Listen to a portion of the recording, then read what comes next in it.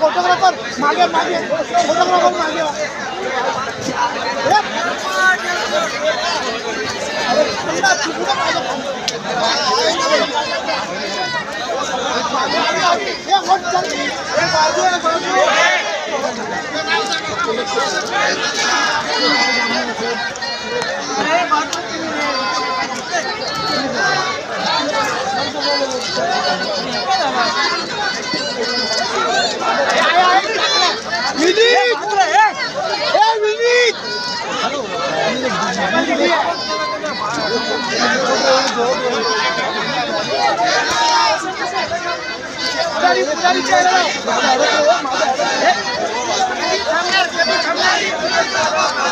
खाली बस बाजूला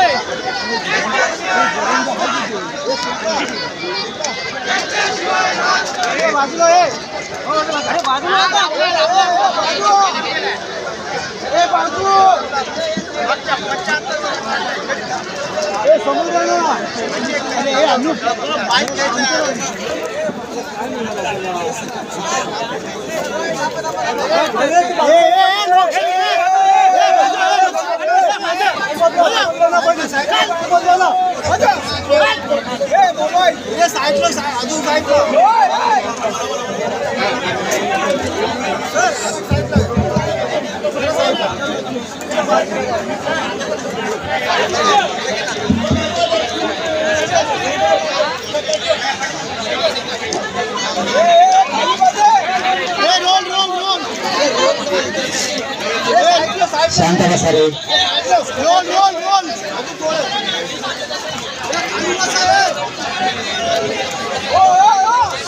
मी तुमच्या म्हणण्यानुसार धनगर समाजाच्या फरक पाठिंब्यासाठी भेटीसाठी यासाठी आलो. गावखेड्यात आम्हाला आमच्या वेदना माहिती आहे. गोरगरिबाच्या वेदना या भावनेबरोबर नाही चालत.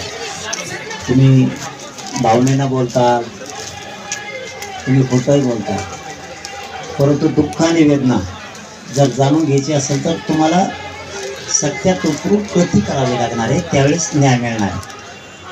धनगर समाजाच्या वेदना खूप आहेत, म्हणून मी या आंदोलनाला पाठिंबा देण्यासाठी आणि भेट घेण्यासाठी आलो.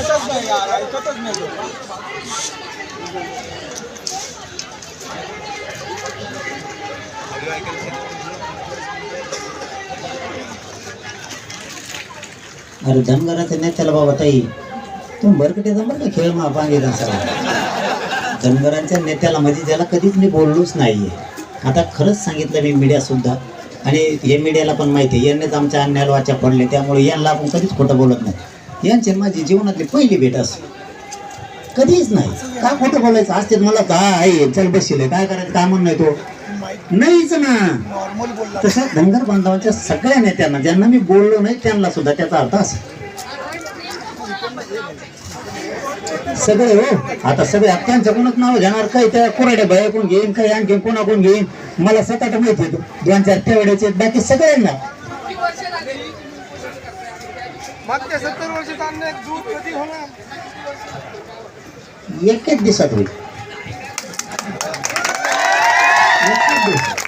पण धनगर तुटून पडले पाहिजे. ते काय झालंय, आमचं दिलं जिपून भांड, मराठ्याला धनगरात बसून देणार, धनगराला मराठ्यात बसून देणार, त्यामुळे ते आमच्या मध्ये ते मग आम्ही त्यांच्या मध्ये जाणार. का म्हणणं तुमचं? हा संन्याय पाण्याला आमचा. तुमच्या लक्षात आलं मी काय म्हणतो?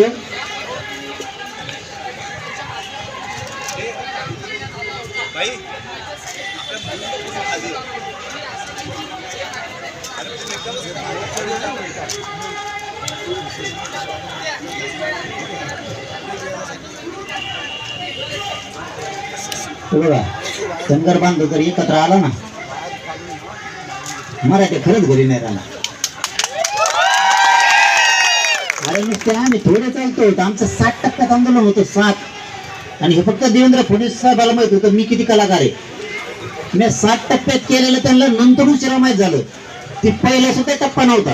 आमचं जर पुरा गबाळ आलं असतं ना, आम्हाला एवढ्यालाच मुंबईत बसायला जागा नव्हती, तर पुरे आले असते तर काय.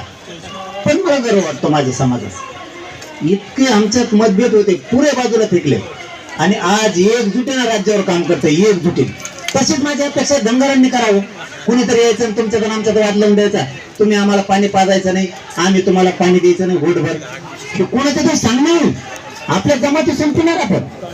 म्हणून सगळ्या धनगरांनी एक व्हावं, सलोख्याचं वातावरण होईल. तुमच्या लेकराला नाही मिळेल, आमच्याही मिळत, आणि आमच्यामुळे तुमच्या आरक्षणाला धक्का पण लागत नाही. अरे असू दे रे, काय नाही होत अण्णू. अरे काय नाही होत. Natural आहे ते, गप्प आहे.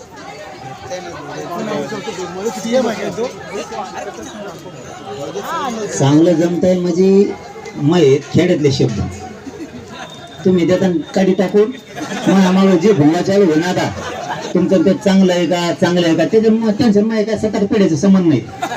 पण तेवढं आता ते आमचं बोलायचं चांगलं जमतं म्हणजे काय, 5-6 महिन्यात मी त्यांना काहीच बोललो नाही, त्याचा अर्थ असा आहे तरी देऊ. 5-7 महिन्यात काही बोललो का नाही तुम्ही आधी असं होतं, मग आमचं 2-3 दिवस मध्ये जात नव्हतं. ते सुरू केलं आपण इकडं कसा दंगा सुरू होता, मग आपला असं होतं. पण ते मध्ये नाही तर आम्ही सन्मान केला.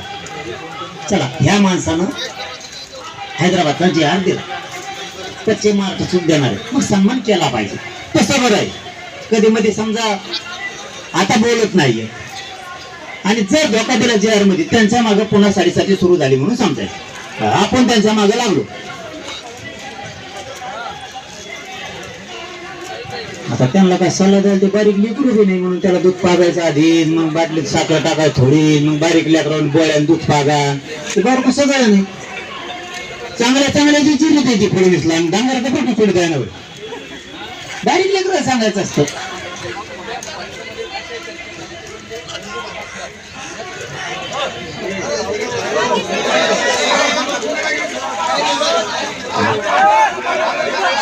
ते आपण तिकडे घेऊ.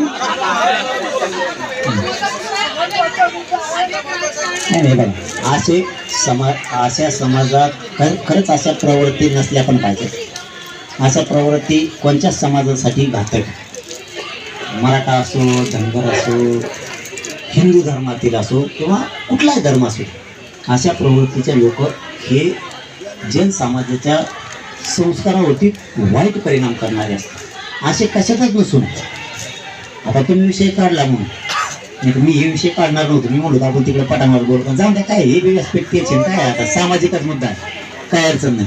मग आम्ही कोणतं टाकलं तर बाबासून, हा म्हणजे मी तर बाबा जिंदगीत बघितलं नाही, ते कोणी मला मिळालं नाही.